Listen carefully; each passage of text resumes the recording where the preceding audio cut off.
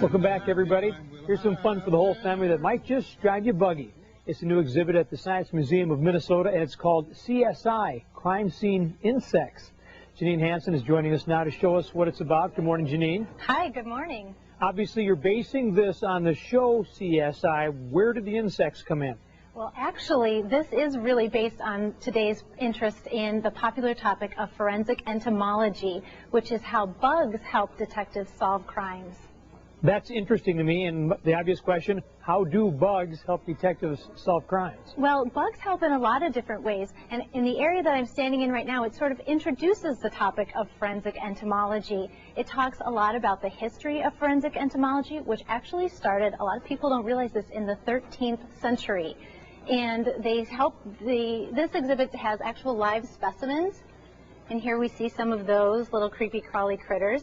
They help them solve crimes by telling investigators things like if a body was moved, what time a crime might have occurred, and if drugs or toxins were used in the body.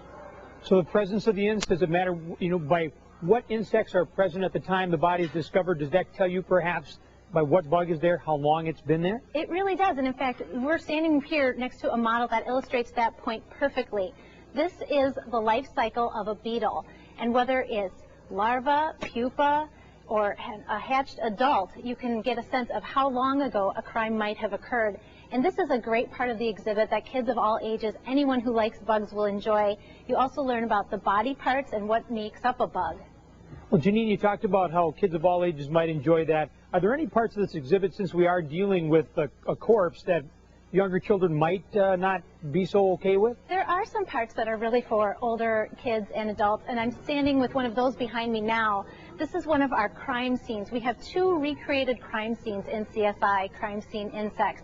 And visitors are invited to come, look at the evidence, put the clues together, and try to determine some of those things. Like behind me is the Grand Canyon case, and they'll put some clues together, and I don't know if I should give it all away right now, but they do find out a little bit about maybe how a body was moved based on insect evidence.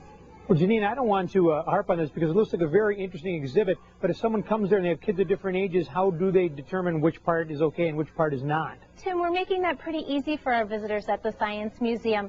The part behind me we're calling the crime scene area.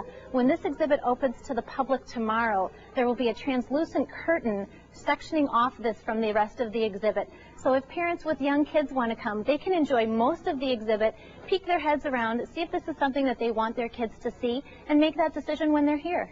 Oh, that's great. And any additional cost for this, or is this all inclusive in the regular admission? It's included in regular museum admission. And you guys, the hours, and the exhibit opens tomorrow, and the hours?